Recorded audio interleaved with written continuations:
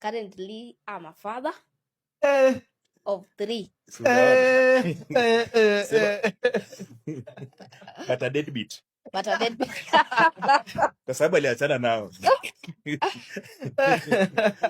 Yeah. You umenimaliza. But there's only one whom I'm helping her. Yeah, the rest have to survive by their means.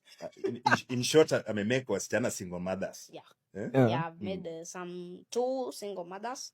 One is a mother, but she's with me. I wanted to travel to, I think, Kisii, I guess so. So nikifika kwa gari, so you know these are our PSVs, the way the touts, the way they do behave. So akaambia mama fulani, beba mtoto wako. Then I agreed, kasema mama ni bebe. So mama akalipa fare yake juu mimi ni mtoto wake. Ukakula fare. Nikakula fare, that's a big advantage.